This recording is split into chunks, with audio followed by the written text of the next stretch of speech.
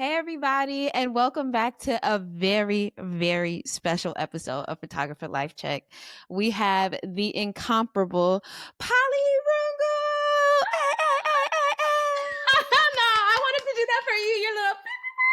I wanted to do that for you. I'm obsessed with it. I love it. I love how you hype people up. It's my favorite thing to do. And y'all don't even realize, well, you obviously realize based off the title of the episode, today is our birthday.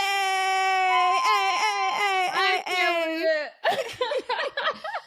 First off, literally, happy birthday, Polly. How are you feeling on your birthday? Girl, we at the 30 and then at a 131. I'm like, I'm officially an auntie. Like It's official. I love being 30. It's good. I feel good. I feel like I'm really, loving the woman I'm becoming, day by day and just loving myself more. I really can't complain. God is good. I'm a person of faith. So, I'm just feeling thankful and blessed, truly. Truly. And then also, happy birthday to Black women photographers. Our network here at Photographer Life Check. This is the greatest day of all the year. Like, oh my God. Hello? World stop? No. Okay. World stop. Carry on. Exactly. Okay. So I want to start off with you like I do everybody else, but a little different. For you, it's Founder Fit Check. Oh, so Founder Fit Check. Eventually, this podcast will be in person. Okay. Hit the email for funding. BT does. But until then, we're going to hit our Founder Fit Check like we do our Photographer Fit Check right here. So can you talk about something you're wearing? It could be hair, jewelry, the braids. How you feeling? Let's see. I got my African hoops. Which I love them. For my mom, she recently went back home. Home for me is Nairobi, Kenya. Yay. And she got this at the Maasai market for me in the city of Nairobi. So that's so sweet. Thank you. Today for me, I mean, I guess I'm a gold girl too. Because this tee is just a basic little tee from Target. Yeah, this is exactly so basic. Right? I don't even know where I got it. I mean, we still look fabulous. Like, no shade. We still look great. But I am a gold girl also as well. So I got my cute necklace that I keep on me all the time. It's my mom's. I love it. Anytime I tell somebody that they think something happened to my mama, she is okay. Mama is alive and well. I've just had her necklace since like high school, and I almost never take it off. It's my favorite thing. That's beautiful. I love that. Okay, so let's get into the Photographer Life Check of it all. In case you're tuning in for the first time, Photographer Life Check can be how you're feeling, something incredible that's happening in your career, or like anything in between. I have a feeling I might know what the Founder Life Check today is, but you tell us, Polly. Let us know. Oh, okay. Founder Life Check. Like you said, it's our anniversary. This is year 5 for us, which is insane to think about. 5 years. It happened so fast. Listen, like, and you think about what's happened in just the world these last 5 years. We don't need to get into it. You're right. Let's stay focused. Keep me on track. No, but for real, like, it's just been an incredible 5 years just of like so many highlights. I was telling you before we even hopped on, like, I can't even really truly keep track because I was just thinking about just the 6 months of this year alone. Like, we've announced partnerships left and right. We've distributed a 5,000 grant with Flickr and another 50,000 with Nikon, and an additional 20,000 in camera gear with next to Nikon. It's just, and that's just, the first 6 months. And, we just came off of a summit that you hosted for Black women in music. Again, that was in partnership with Life Nation Urban. If you did not tune in, you better go and hit, play. Okay, come on the YouTube. You know where we at. Black women photographers on YouTube. Go stream those episodes with some of the just best music photographers. And we literally just announced this past weekend our 4th year of collaboration with Live Nation Urban to provide paid opportunities for Black and African women creatives. So, you can go apply for those opportunities to shoot their latest festivals, tours, and shows. And that was just a few things off top. But when I think about this 5 years, to date, with our recent round of Nikon and Flickr grants, we've distributed over 200,000, nearly $250,000 in just grant funding to help Black and African women creatives pursue their creative projects, to give them business funding, whatever business expenses they have, and then again, I think now it's about a little over 80,000 in brand new camera equipment, thanks to our partnership with Nikon. We are the leading, if not the most amount, of grant funding specifically to Black and African women creatives. And our grants, our different initiatives, they're always open to our international community as well, which a lot of grant opportunities do not have that, accessible to those who are based internationally for many reasons. But, we really try to provide resources to everybody and, try to create, educational programming and whatever things that we can do to really help our members at every stage of their growth, every stage of their career. And the biggest thing has been funding, right? And so that's why we really, everybody needs funding to get their projects off the ground or just their business expenses alleviated, whatever it may be. So I'm very, very proud of that because, for our first anniversaries when we kicked off our partnership with Nikon, so to do that in year one, that's how we celebrate. So quick. That's how we celebrated our first anniversary, was that first annual 50,000 and camera grant funding, and then we've continued it since then. And again, thanks to them and other partnerships we've had, now we've given almost $250,000 to Black and African creators in just grant funding, and then an additional 80,000 in camera equipment. And so that alone, our workshops, our creative talks, our summits that you host. And I mean, even just getting folks hired, there's a number we'll never fully know for how many women we've gotten hired here at BWP. Exactly. That I haven't even touched.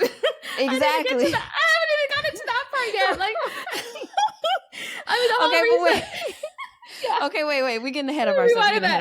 Yeah, for the people who might not know, let us give a little context, because as you can see, she running down the list already. I'm really trying to think, and I'm like, my head is just overwhelmed with just all the incredible things has been happening just, again, like I said, this past few months.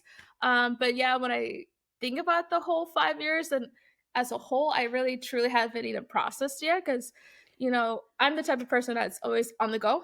I just keep going. And you be moving. I got some questions in here about that. I can't help it. I think it's thanks to my mom. She was the same way. I just can't help it. I try to pause. I've tried to be more intentional about creating that pause before my body makes me pause, right? Okay.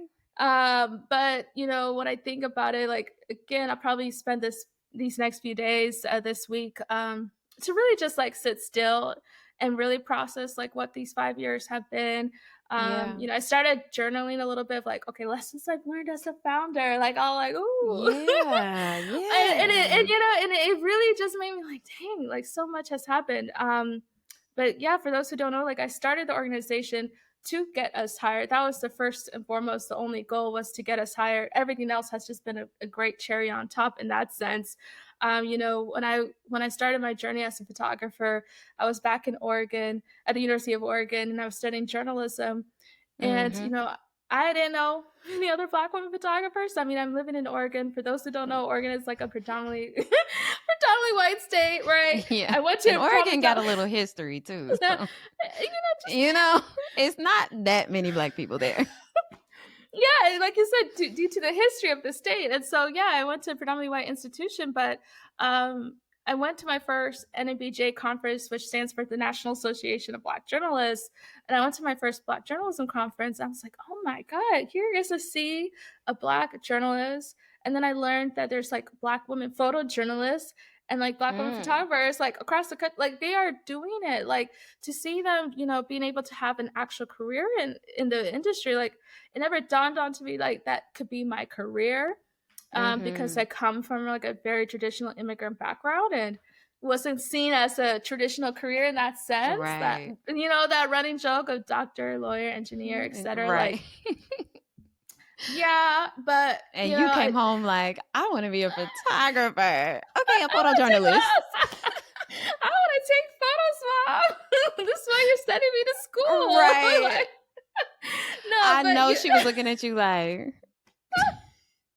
No, her, but my dad. Oh my God, my dad especially. I kid you not, like during my undergrad, and again, this is my undergrad in college. I'm already at the college studying journalism. He sent me a list of like top 10 degrees to fail, and journalism was on the list. He said, "Baby, you working backwards."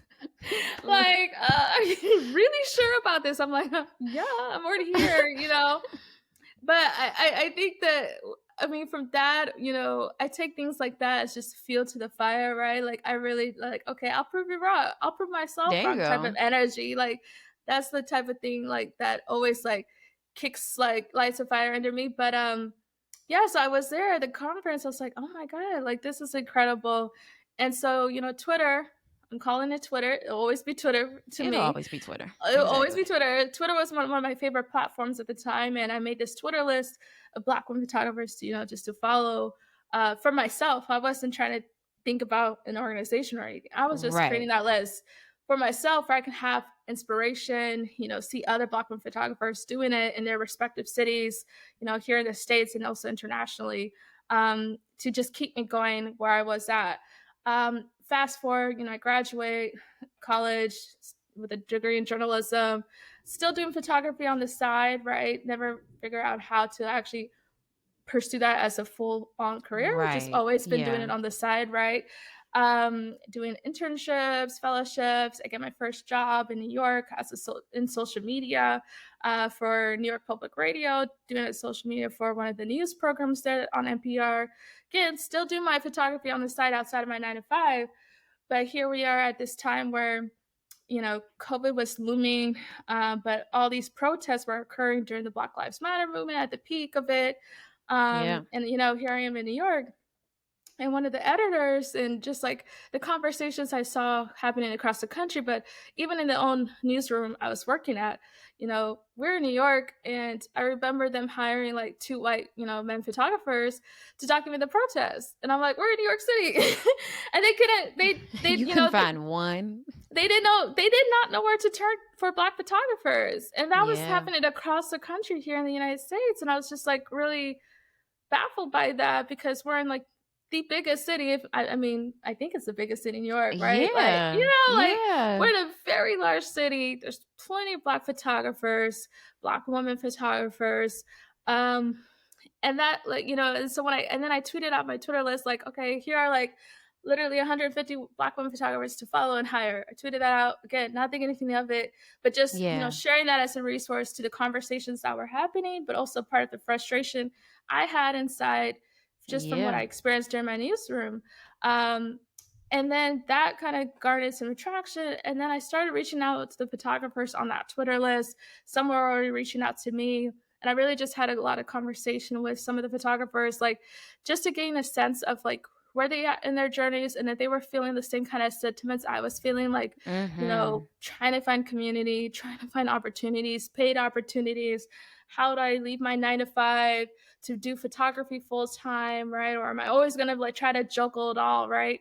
And it was clear that, something more was still needed. There's already been great organizations that were doing the work to help photographers here in the States and internationally. But what I learned from those conversations was that there's still really a need for us as Black women, right? Black women here, in the diaspora, just like really needing a designated resource for us to be seen, for us to be uplifted, for us to get hired, to be considered for these opportunities that we otherwise weren't being considered of for. Right. So, the first thing was to like build the directory. And so those who opted in just from that, me reaching out to them on Twitter, those are like the first initial members. I think it was like about 100 photographers.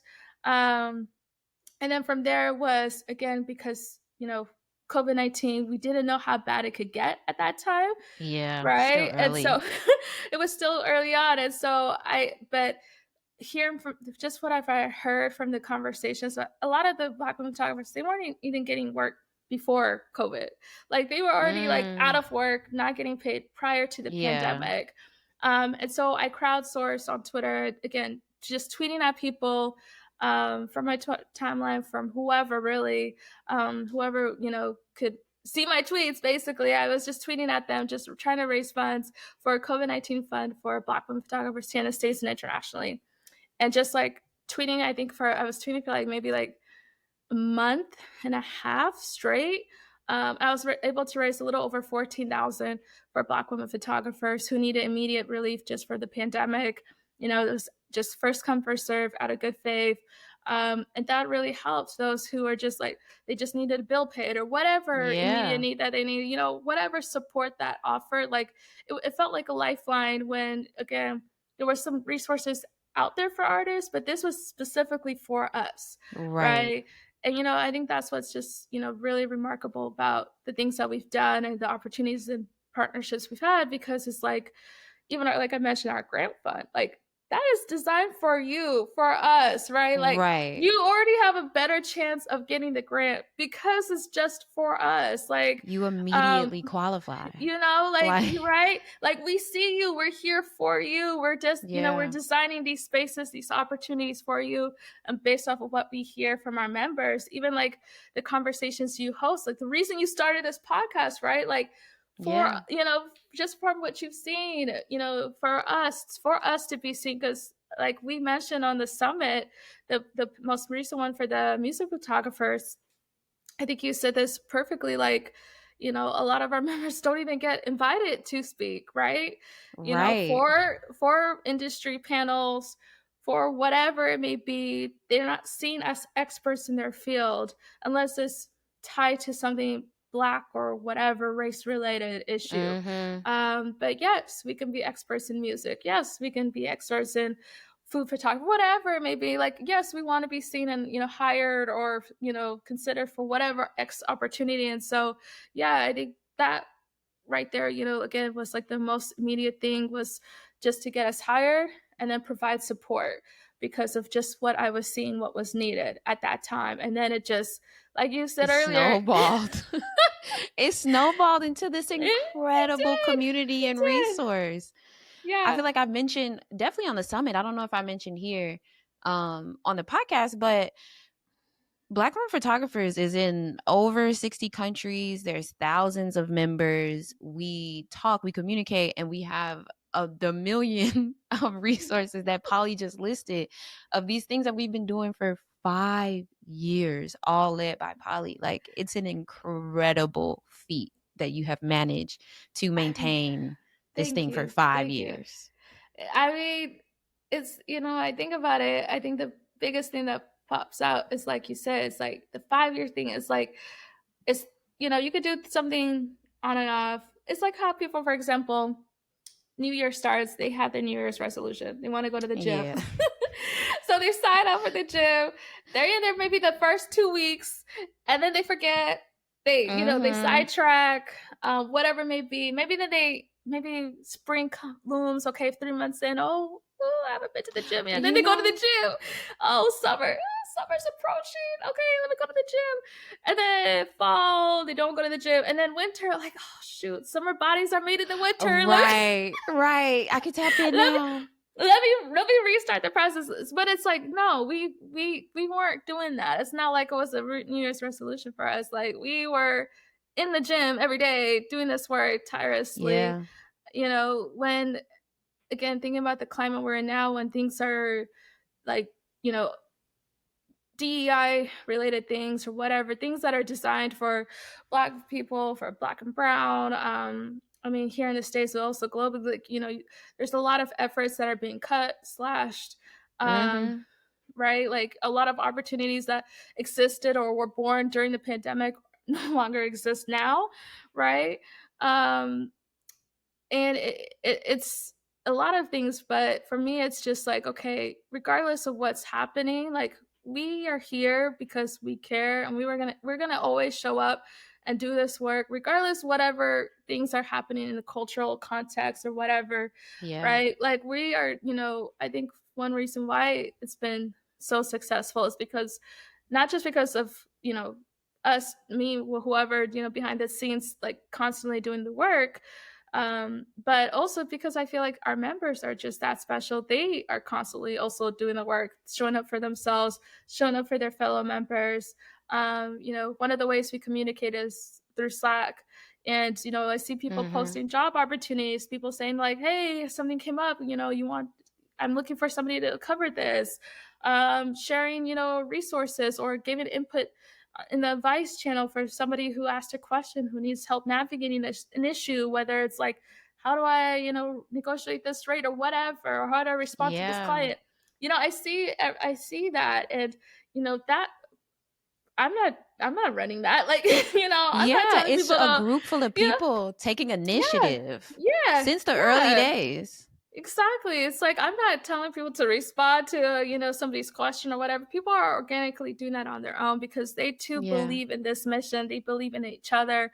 And I think that's just so beautiful, just what I've seen in this past 5 years, you know, from our photo walks, for our meetups, whatever. Again, all of that was people taking initiative, to your point, you know, showing up for each other because they wanted community in their city.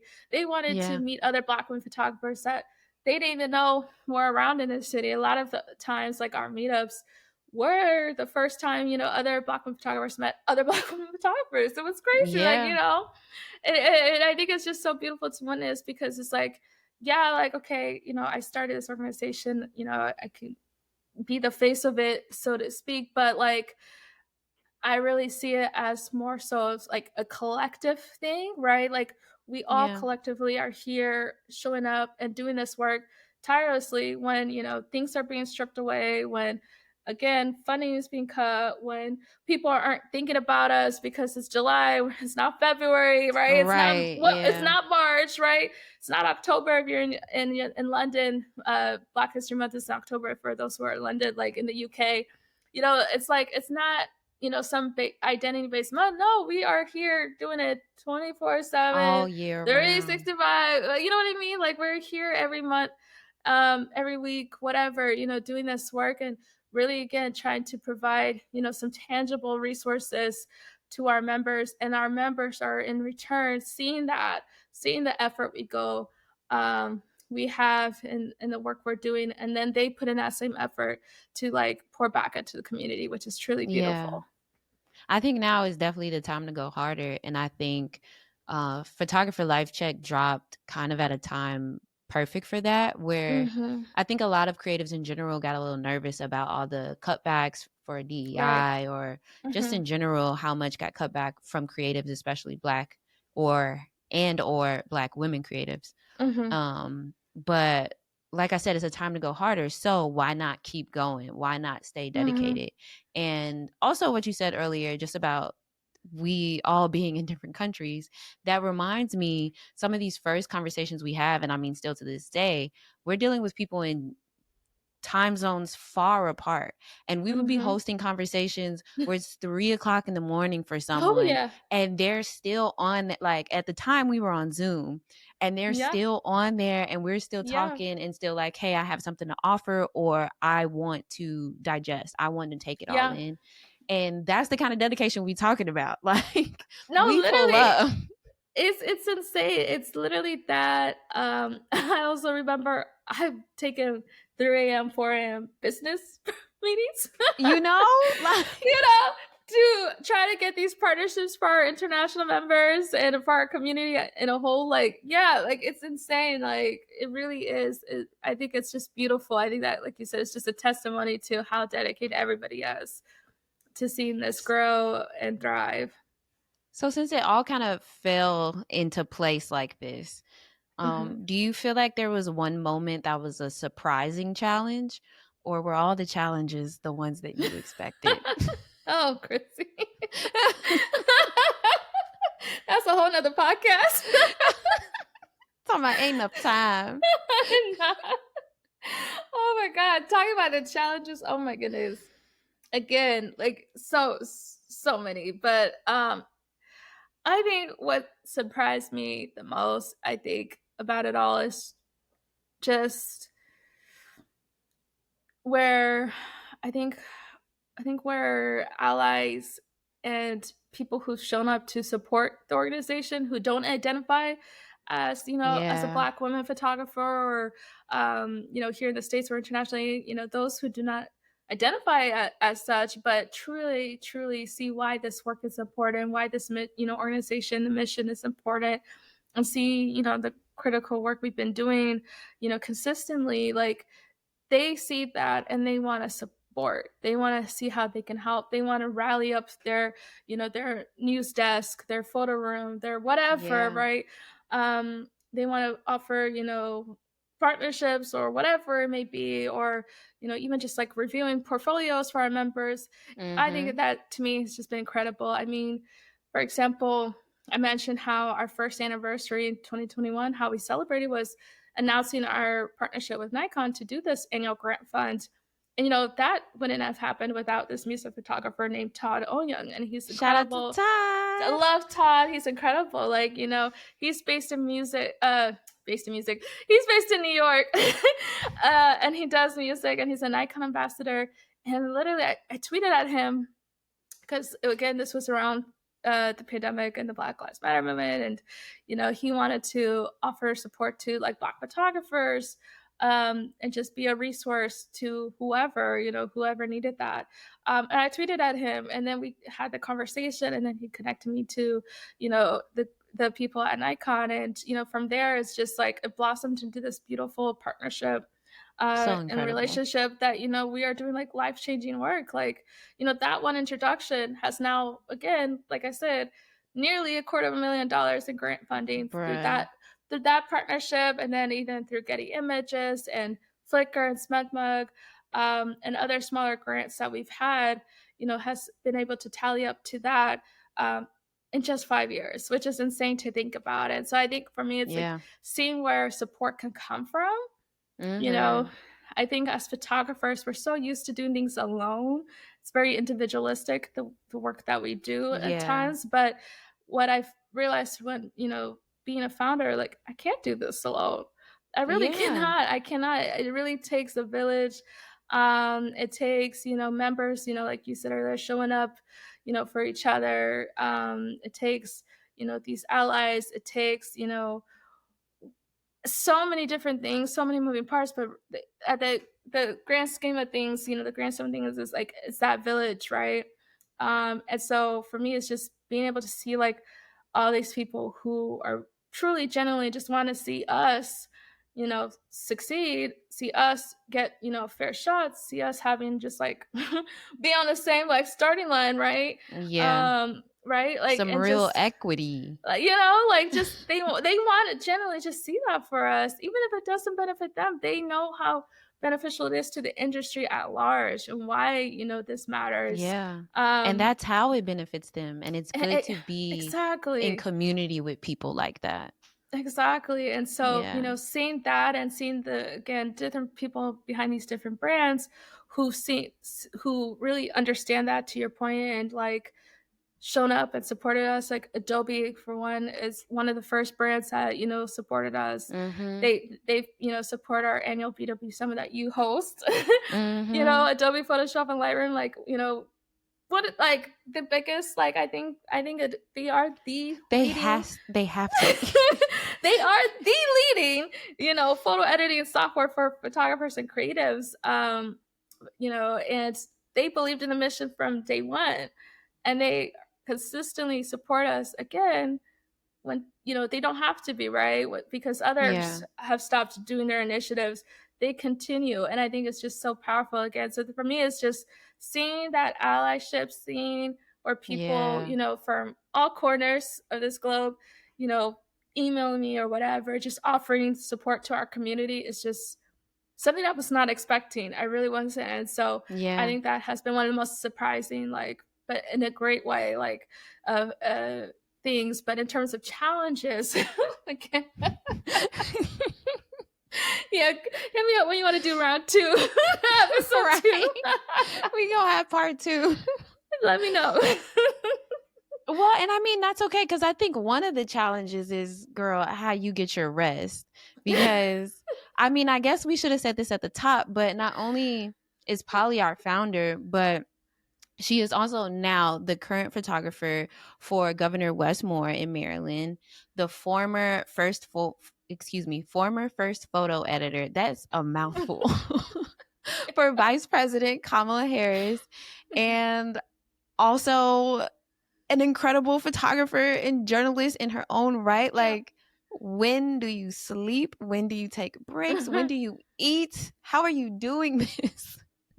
Oh, yeah. So I've learned, because what I alluded to earlier of like, resting before your body tells you to rest. Yeah, that has happened to me.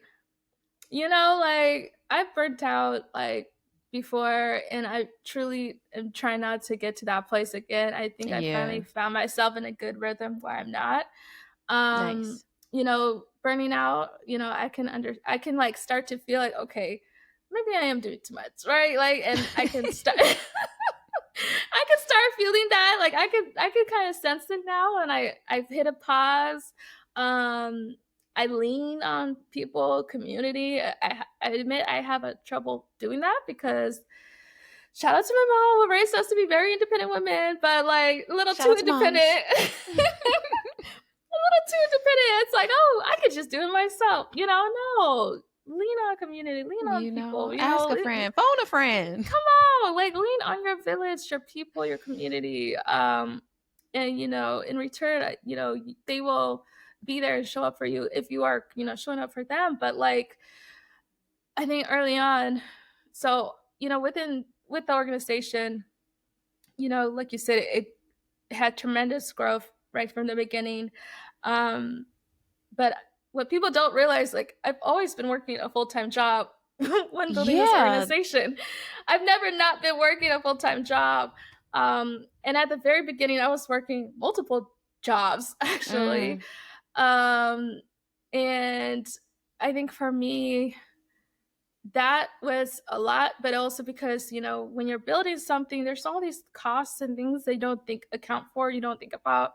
I've always wanted this just to be a free resources, free educational programming, free workshops, free summons, free portfolio reviews, free membership. Like I've never, built this with the intention of, making money for myself, right? I've never intended it to be a business or whatever. Like it is a full-on now nonprofit for that reason. It's never intended to be that. It really was, just to create that, solution for that need, right? Yeah. But with that said, things still cost money. We're in America. And even if you're not in America, nothing is really free. So It's like, okay, for our website, the beautiful website where producers, photo editors, directors, whatever, go on and look at the directory or request access to the directory to hire you guys, that costs money. The website, the domain, the monthly, the newsletters that people love to, read or not read. But, these days they don't read newsletters, but I feel like I think I'm actually very, sidebar. I think I'm very happy with our like click rate. People actually nice. Like, come on. Because we don't send out the newsletters consistently. So it's like when we do send out a newsletter, like, oh snap, okay, let me open this. Come on, yes, conversions. These conversions are looking good this month. Okay, so yeah, but needless to say, newsletter is like, all these little things, add up. And so a lot of it was like me just still a lot of it is still self-funded. Even when it comes to just like the programming, whatever, like a lot of that is self-funded. And so it's like those things, the time it takes to plan a summit, the time it takes to, because you have to plan, book people for your podcast on a weekly basis, right? It takes time. It takes sending out so many emails. The partnerships that you all see on our social, feed, like we just announced our 4th year with Live Nation Urban, where we're getting people paid opportunities for music festivals and whatnot. That took time, right, to set up that partnership, the meetings or the calls or whatever. And then it continues to take time when we're nurturing that relationship and partnership and thinking strategically how we can continue it each year, year and year, right? And that's just one of our many partnerships that we have. You know, we've had partnerships with, like I said, Adobe Photoshop Lightroom, Flickr, Instagram, Twitter. I mean, just Smug literally Mug. Smug Mug. Oh my gosh, I'm like forgetting, but there's just so many. All of the girls, all of them. Photo Shelter, Photo Mechanic. You know, just like you said, all the girls. But like when I think about that, I mean, even most recently, you know, we just did something with Pro Photo where we did a 6 city tour, a workshop, again, free workshop lighting tour, where we hired people to, you know, teach lighting with their Pro Photo equipment. Again, that took time, right, to set that up and the logistics support of that, right, to coordinate shipping gear from each city. Like all of that stuff takes time. If it's not actual money, then it's actual time, and time is money. And so something got to give. And so for me, when the first 2 years was like, I was working so many jobs and I was just trying to like process and figure out all of the stuff within the organization, from the admin stuff, from like the emails, onboarding people as members to the directory, managing the directory, making sure people's emails are, you know, up to date, their portfolio links aren't broken, where they can get hired, like all these little things. Like it was just a lot. And so like, and that's not even taking into account what was going on in the world. Mind you, it's 2020 to 2021. Exactly. Or your personal life. You know, like there's so many layers to just existing, and you were really doing hard work, real effort to get this thing off the ground. I mean, for the first 2 years, I got like maybe 3 hours of sleep each night. Like it was the whole year. No, literally, that's what it felt like. It was bad. It really was bad. Yeah. And I, you know, I'm a photographer, but then here I am, a photographer, and my photography was starting to take off. I was starting to get like bigger name clients or whatever. And I had to like put all that on pause, because it's like I said, there's only so many hours in the day. You know, yes, we have the same, you know, yes, we have the same 24 hours as Beyonce, but Beyonce also has a team. Exactly. And we had to secure that team. And I did not have a team. Okay, I did not have a team. I was working so many jobs, did not have a team. I mean, running an organization is, again, a million jobs in itself. No funding. So all of this is coming out of pocket.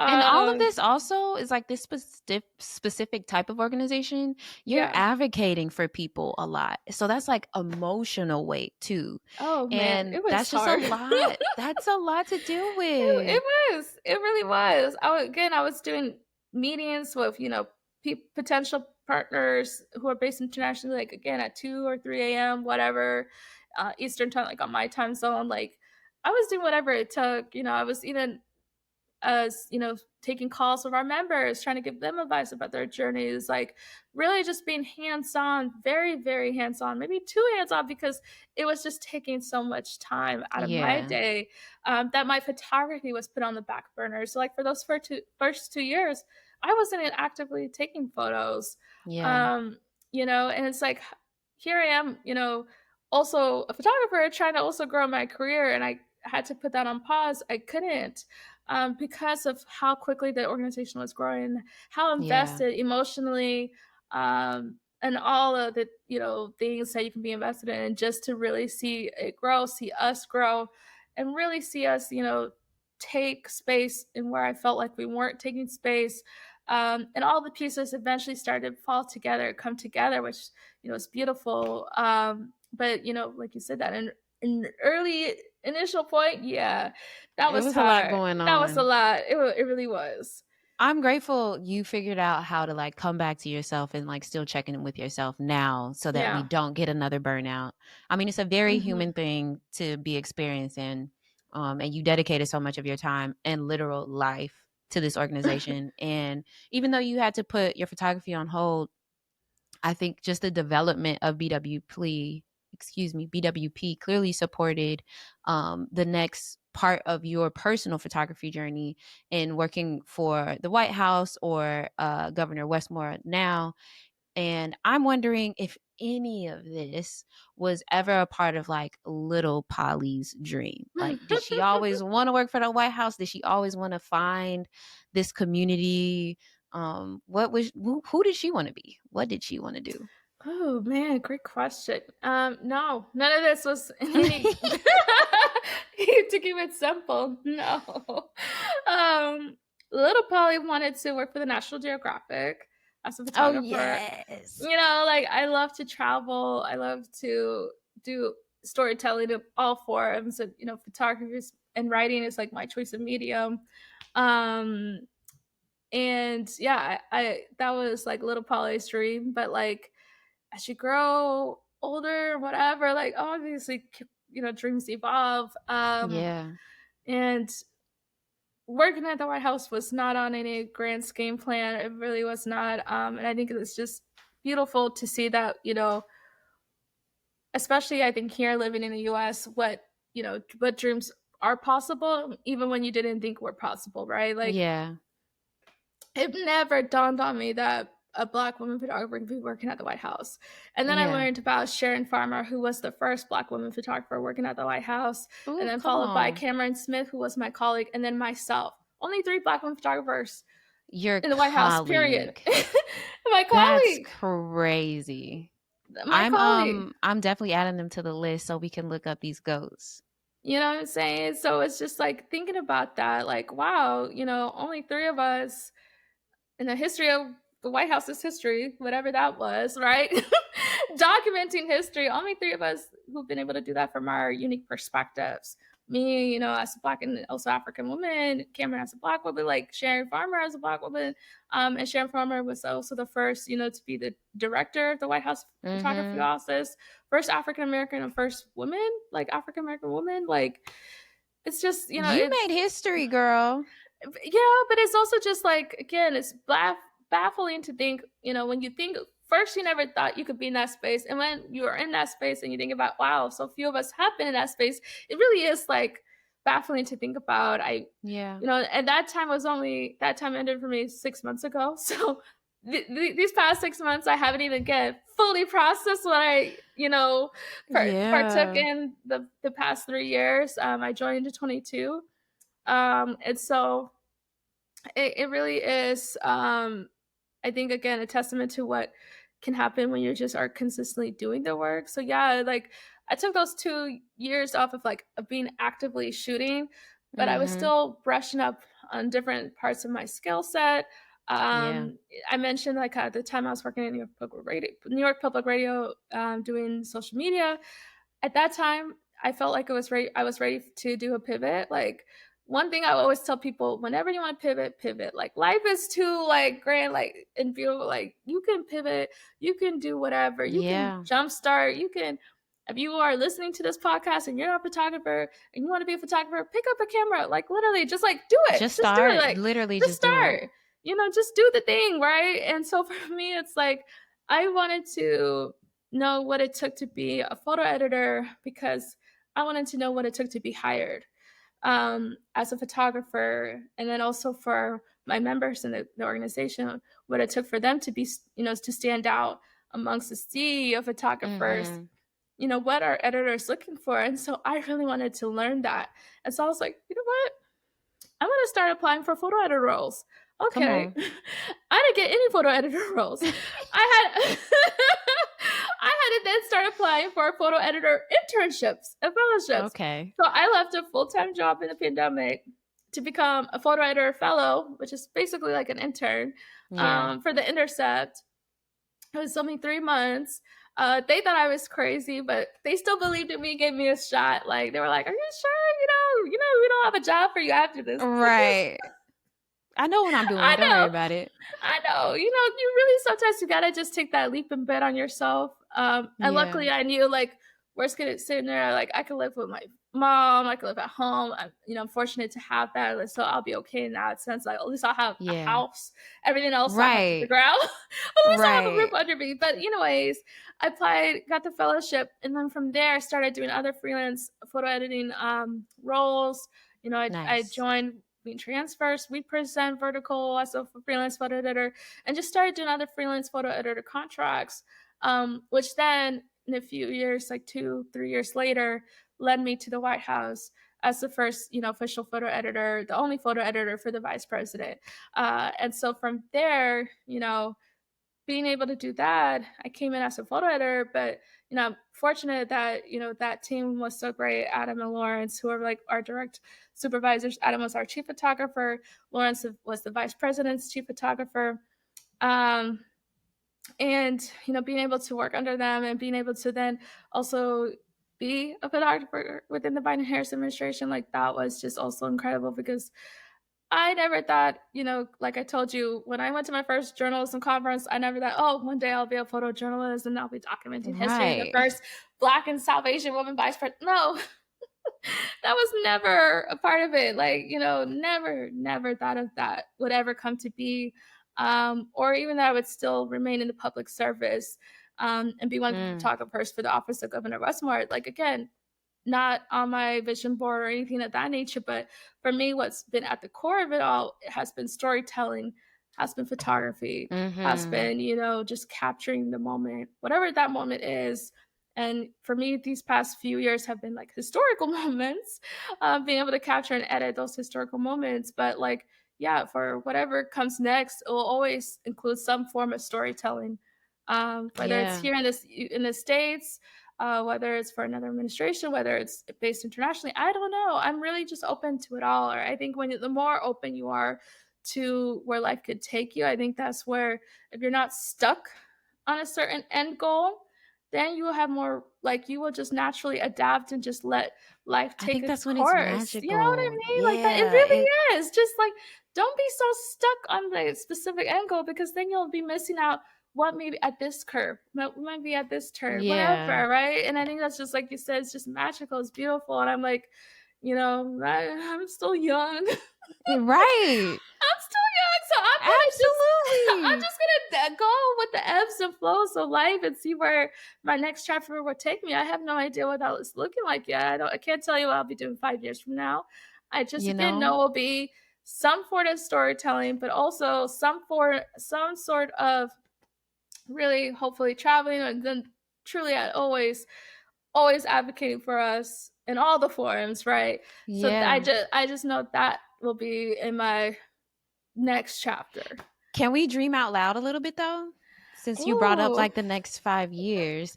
For Black women photographers specifically, don't worry, we don't have to worry too much and like be like, where's Polly gonna be in 5 years? Thank God. But, right? Not too much pressure. I'm great. I think about other people. Like most photographers too, where we like, no. But for BWP, over these next 5 years, maybe what's just one thing you would love to see, feel, another partnership you'd love to have? Like, what's something that you would love to imagine for us all? I would want for this organization to continue, being the leading force for providing real, tangible support and resources to Black and African women creatives across the globe. I want to see us do that on a greater scale. Like I said, within these 5 years, we've reached almost $250,000 in grants, additional $80,000 in camera gear. I would love to see us reach, $1 million in grants one day. Yes, I really would. I would love to see that. Like, I think we could do that. Which that would be exactly like that would be crazy. Whatever more partnerships we can form to reach that goal, like I'm open to it. I want to continue providing these free educational resources and workshops, because I think it's beautiful that we are growing up in this digital age, that we can be connected just like by the touch of a phone, where we can have, like you mentioned, members join us, who are based across the globe, and stay on till 3 a.m. or whatever. Okay. Because, it's just incredible. I think that's just so powerful. And while we have that, available to us, I want to take advantage of it. So that's why we do as much as programming we can online and virtually, so everybody can have access to it, whether you identify or not. Like, all of it's there on our YouTube channel, free for you to utilize, because there's so much to this industry, whether you're a photographer, videographer, photo editor, whatever. Like, there's so many, like you mentioned this in the music summit, there's so many job paths avenues and things that you could take, and a lot of it you don't know that even exists as a road for you until you hear from somebody else doing that, until Yeah. you hear from their experience and you see like, wow, you know, there's a wildlife photographer in Kenya named Imara, like, and I could do this I like could her. do that, right? Like, I could do wildlife filmmaking like in Nairobi, Kenya, like she is, or wherever. Like, you know, you don't think about it until you see it. Like that quote of like, you can see it, you could be it. In that sense, like that's why it's so powerful when we do these workshops and these conversations, these summits, whatever. Like, because people then can see themselves doing it. And so I want to see us doing more of that.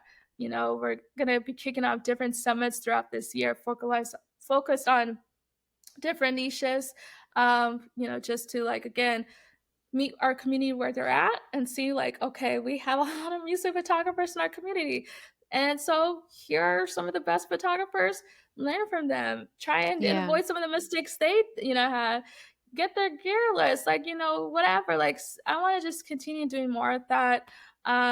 And I think for me it's truly important, just because again my upbringing of just like how I was raised, how education was so important, like that knowledge is power, like, you know, it could take you anywhere and everywhere. And so I just want to see us doing more of that, those free resources in the portfolio reviews as well, because the portfolio reviews have been game changers for so many of our members. yeah, they really have. You know, we've partnered with the New York Times, the Washington Post, NPR, Reuters, Getty Images, you know, like all of these major platforms, news publications, and others, to provide our members free portfolio reviews, or most portfolio reviews can cost hundreds of dollars, right, elsewhere. And, you know, we've been able to do that. And a lot of these photographers have been hired since doing a portfolio review. Like I think of Taiwo Aina, who's based in Lagos, Nigeria. She did a portfolio review with the New York Times. A year later, that editor reached out to hire for an assignment. And then that assignment that she did was a front page story for the New York Times. Imagine, like, you know, like, and then since then she's done more work for that. It's just incredible. It's just like things like that. Life-changing work. You know?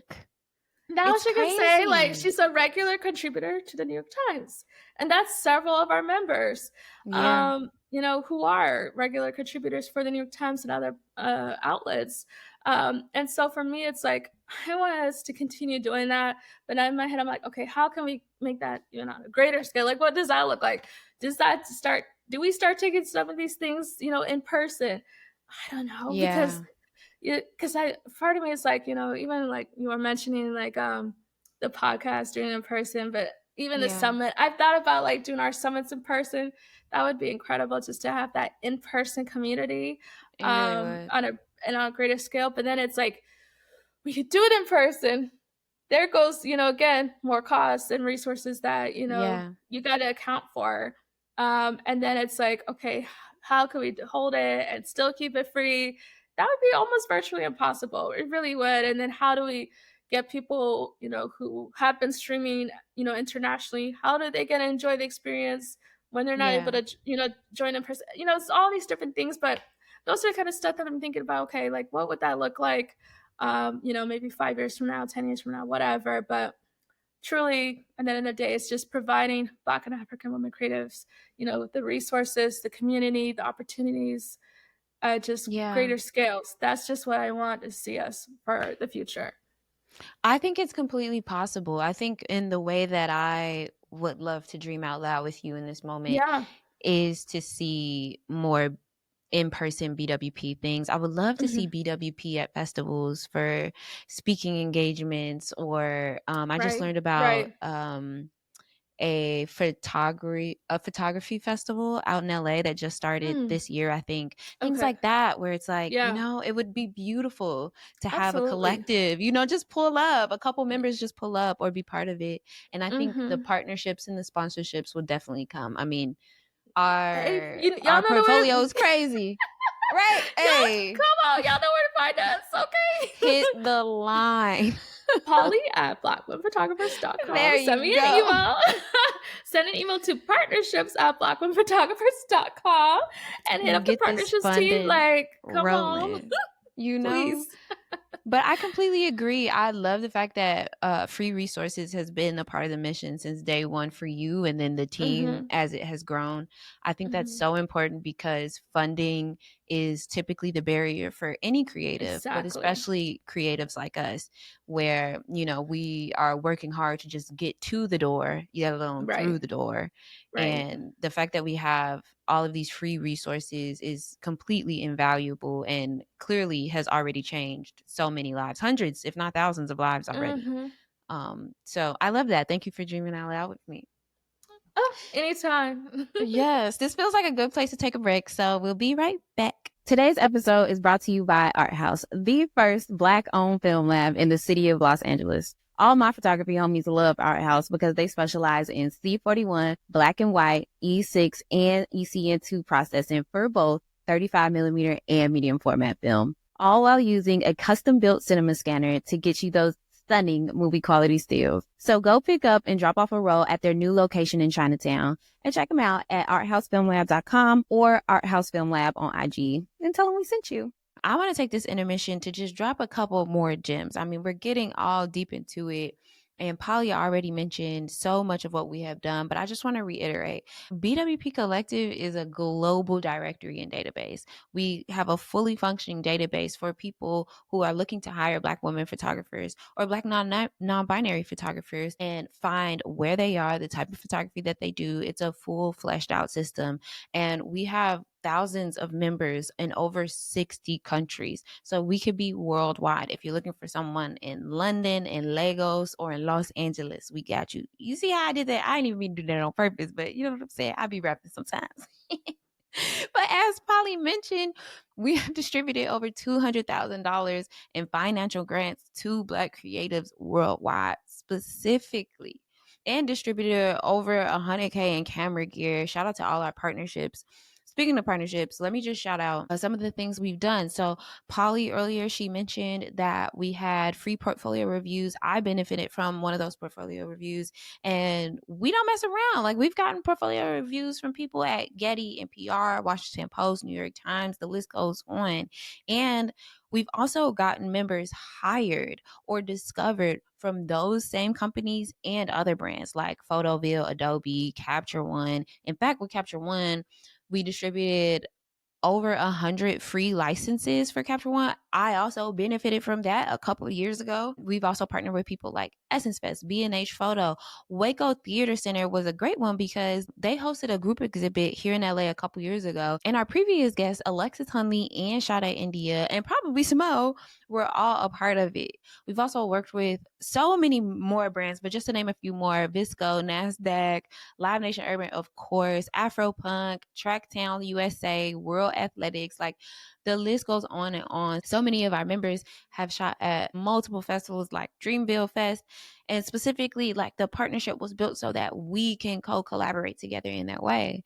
And through all of this, we've also provided free resources. One of our missions is to provide free and accessible educational programming with things like our YouTube channel and the BWP Summit. The first year, Polly hosted the BWP Summit, and since the second year, I've been hosting that summit, and they're all free to join. All you have to do is RSVP, and it's helped hundreds of Black women photographers. We've also done things like launched a free multi-city lighting workshop tour with Pro Photo. Like, come on. And we also hosted over 100 photo walks around the world, including me. I co-hosted one with Amari Dixon and Jessica Bethel a couple years ago, and I believe it was LA's first one. And after that, Amari and Jessica continue to host these photo walks for the BWP Collective based here in LA. And this is all due to the fact that not only did Polly start something incredible, but we are a group of members full of initiative. Polly isn't telling us, y'all heard her, she's not telling us to do these things and make these moves.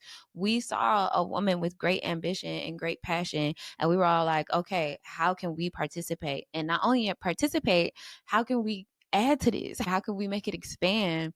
And I think that's one of the most beautiful parts about BWP. So I'm so grateful.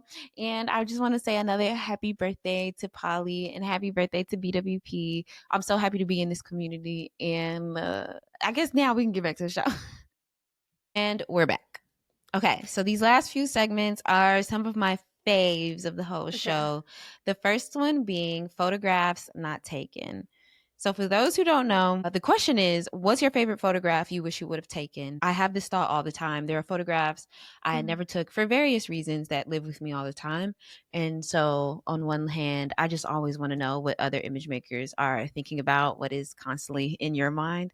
And then secondly, the title of this segment is based on a book, Photographs Not Taken, where it's basically like an anthology list of other photographers answering this question. And I thought it was just super impactful, and I wanted to continue that work. So, Polly, what's your favorite photograph you haven't taken or you wish you would have taken?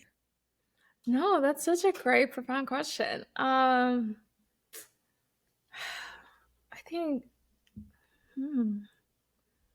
that is so hard.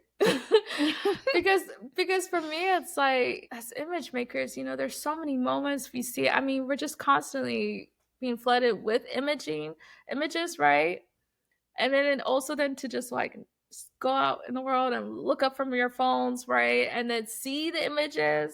I mean, for me it's like everywhere I go I feel like there's an image I could make.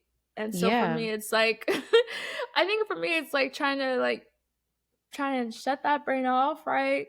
So it's like, and I know if I'm trying to shut that brain off, then I usually don't have a camera with me. But then we also have our phones. So then it's like, okay, maybe I'm like, oh no, stop it, I took this photo, right? Because phone, that counts too. But like, dang, I don't know, that is hard, because I feel like these days, unless I'm really trying to be in the moment, okay, you know what? Maybe I'll say this. My most recent one was this past week. I was in Paris, attending this event called the Breaking Four, where this Kenyan athlete named Faith, she's like truly one of the best athletes of our generation. Truly. She's incredible. It was such a time. She's incredible. And she was trying to break the 4-minute mile for the women barrier, where no woman has run a mile under 4 minutes. And so she beat her personal best world record. Her world record was like 4:07, and I'm probably missing some change on there. Right. And so and this time, this it wasn't a qualifying race. It was just, again, a historic moment, and she did it in 4:06. So she shed over a second of her time in that attempt. But, I made the conscious decision of like not bringing my camera equipment. I just wanted to really, I know, I could have. Sometimes, on the flight back from Paris, I was like, man, maybe I should have. But no, but I think I really wanted to be there presently in the moment, because she's just inspired me as, I think it's just so incredible when you see other people in other fields just be the best at what they do, and seeing how you can translate that type of like mentality to your own craft. She's a runner, but she's not a photographer to my knowledge. She's a runner. She's an elite athlete. But she really is one of my biggest inspirations, because just seeing what she's been able to do, and how she continues to push herself and push for excellence, and also bring others up along with her. She's competing as one of the best, but she's also making sure there's other Kenyan women, or other women in general, just other athletes, following behind her footsteps, and she's leaving that door open for the next generation of young girls who want to compete in sports, or in track and field, or whatever it may be. And so to see that, of like how she does that, and she's a mother, and just all that she does, and even though has all these accolades, I think 3 Olympic medals, like world records, and had a baby in between them, and still won. I'm telling you, like, she's one of she's super decorated in medals. Like, she's already reached the top of her field, but she still continues to think about, okay, what's next, what's more, how else can I push myself? And for her, it was that Breaking Four attempt. Not only just because it would push herself, but also push the sport forward. It has pushed track and field forward. And seeing that, was truly inspiring. I wrote about it. I did a little reflection essay for it, for that moment, because for me, I didn't bring my camera, but I took this photo like of her after she crossed the finish line, and they draped the Kenyan flag on her. And then she went to high five another Kenyan athlete and hug her.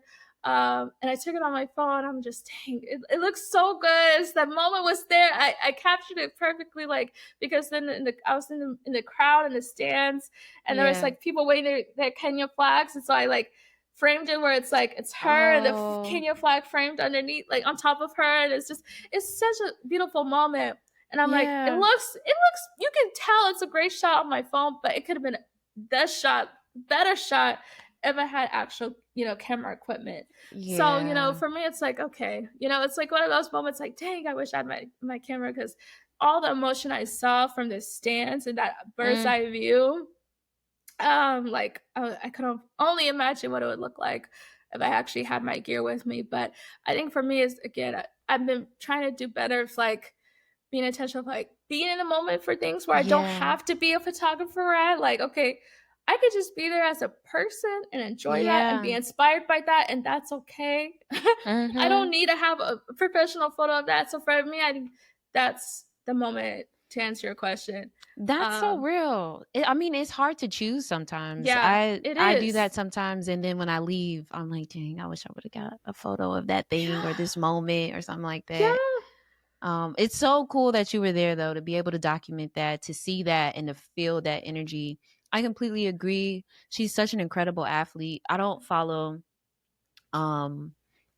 like all of the Olympic sports regularly, but during the Olympics, I'm like locked in always. And she is always one of my favorite runners to watch. I think she's so incredible.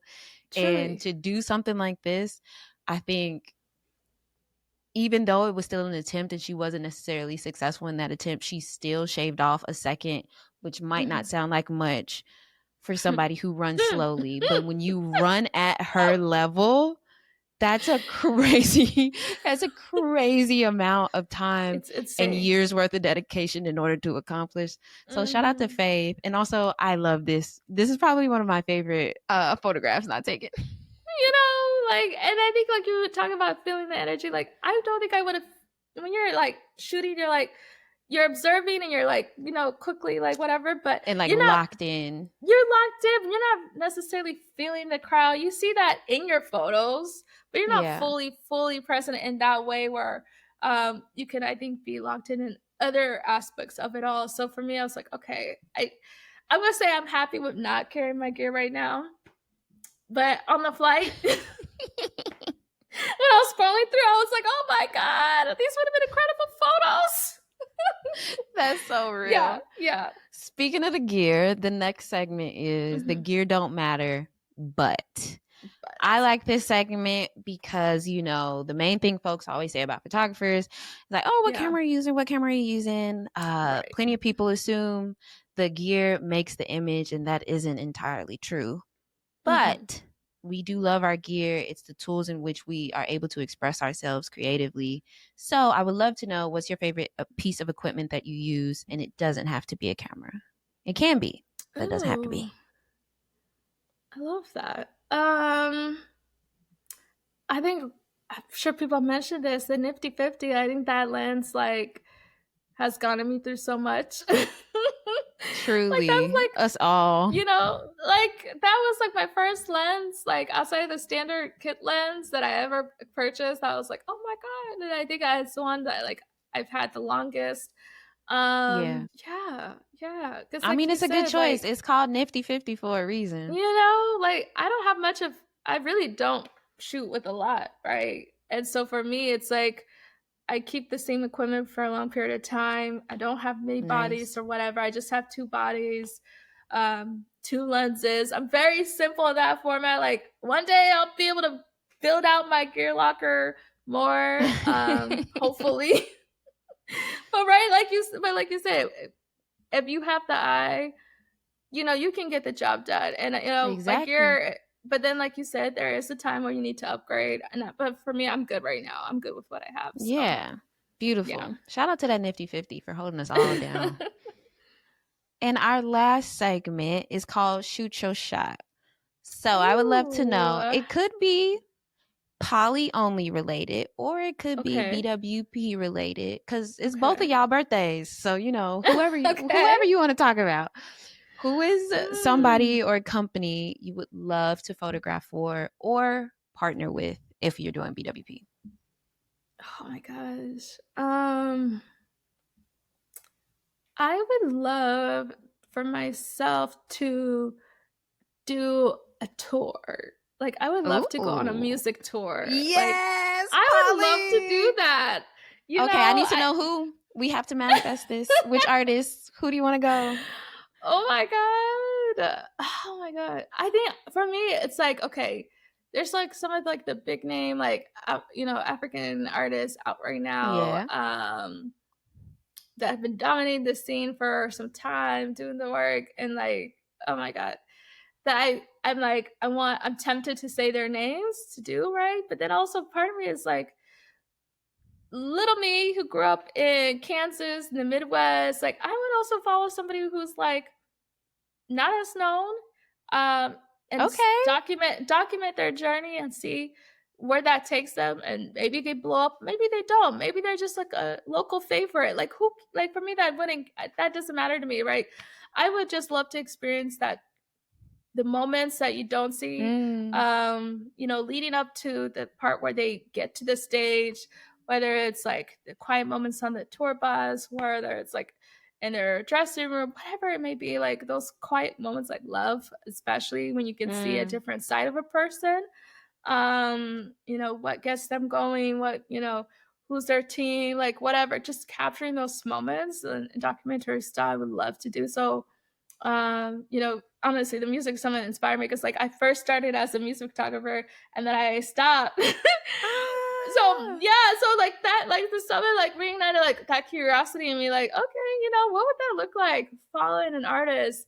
Because, you know, artists, like musical artists, like they're some of the most talented, most dedicated people to their crafts. And you know, that would be just like, again, another way to light that fire under me, like, you know, seeing other people who, again, are doing things at the highest level in their industry, seeing that will inspire me to like, how can I could do that in my respective industry. But like, I think that'd be fun. That would be so fun. I would love to see you on tour.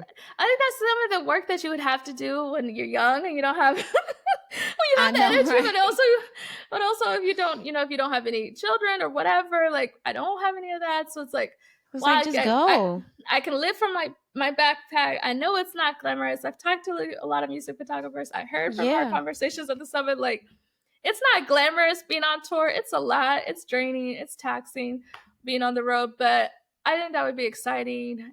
And being able to challenge myself as a photographer, like, how do I, you know, document the same show in a new way, in a different city, in different venues with terrible lighting, whatever it may be. Like, I would love that. So I think I would love to do that for myself at some point in my journey. I think I'd want it to be with an African artist, or somebody who's lesser known. Maybe they're Midwest, maybe their hometown hero, whatever it may be, just in seeing them grow and whatever. That would be fabulous. Yeah, so I think that for myself. For the organization, hit up our partnerships team. Come on. I would just love more partnerships. You know, if you feel like, if you're listening to this, you know, your brand is missions aligned, or you yourself, you're an ally, whoever, or you're, you know, a fellow creative and you want to get back to the community, hit us up. You know, we're always here, always, you know, ready to, you know, receive support, you know, from those who really truly believe in our organization and who, you know, align with our interests. So just reach out. Beautiful. Polly, this was a perfect conversation. Thank you so much for spending it with us. Your birthday, our birthday. This was so beautiful. Can you please tell the people where you would like to be found? Outside of, you know, the partnerships email. Y'all heard it. Yeah, you can find me on you can find me at Irungu on all platforms. But most importantly, you can find Black Women Photographers at all platforms. Just go to blackwomenphotographers.com to hire a fellow creative, to support our organization, to whatever it may be, just to share, the resource with whoever you feel like would appreciate the work that we do, day in and day out. Hit us up, follow us. Yeah, I really don't know what else to say, but that's perfect. Outside of that, though, I want to take a second to shout you out. Like, Chrissy, you have just all right, time to go. No, listen, that's how I felt when you had me on here. As soon as I put on my headphones, I was like, what am I doing? Because, like, yeah, I'm the founder, but I love being behind the scenes. I love staying behind the scenes. I truly do. I think I've become like those introverts but extroverts when you have to be type of thing. Whatever that's called. Ambivert. That's me. That's what I identify as an ambivert too. I'll be like, when I gotta turn it on, I can do it. I can turn it on. I can talk. I can, I love that for us. I could be out there, be social, but I love my me time. I love my peace. But for you, I don't know how you do it. Like, you are just always just this like light. Truly, you're one of the biggest lights in our community. I'm just so thankful for you. For we talked about earlier about people who just like show up and are really truly wanting to see this community grow, and you're one of them. Like, you literally, like, you host these summits, and I'm telling y'all, hosting a summit is not easy. It is not we easy. We be on the back end like team typing fast, okay? But you are literally talking and exuding energy and keeping the conversation flowing and going, being mindful of time and all the things all day for 3 days straight in your beautiful space with the purple background drop. Like, I don't know how. No, but right, like, you keep the energy going. It's not easy. And then on top of all the daily things you do in your own life and as a photographer yourself, like, it's just incredible, like, all the ways you pour into this community. So thank you, Chrissy. Wow. Truly, thank you so much, Polly. And this podcast, oh my God, it's been one of my favorite things. Like, now I have a long commute to work these days, and I just tune it in. I just listen. Yay! Like, I really do. For my drive, it really makes and then before I know I'm at where my destination I need to be, my next assignment. But it's just been like a breath of fresh air, and the sea of podcasts has truly been a breath of fresh air, and that's credit to you. So thank you. You deserve your flowers. Okay. Shout out to you. Thank you. Shout out to us. Wait, how do I do it? Yeah, okay, there you go. Like, teach me your ways. I'm gonna get a horn in here for real, and so I can get some buttons for us, so it could really be popping. Yeah, absolutely. But truly, thank you so much. This is a perfect way to celebrate this birthday. I'm grateful to have you here. I'm grateful to be here. I'm grateful to be a part of BWP in this way. And also just as a student, like, I still tune in. I learn from all the guests here at PLC, and I still tune in to our live streams, our summits, our everything, because I still want to be tapped in. So I hope you have a beautiful birthday, and I hope all of our members are having a beautiful birthday with us too. You can find Photographer Life Check everywhere you get your podcasts, but especially you can watch us on Spotify and YouTube. So please subscribe there. Also subscribe to us on YouTube at Black Women Photographers, so you can get everything we've done over these past 5 years straight to your phone or your computer. So we'll see you next time. Bye. Bye.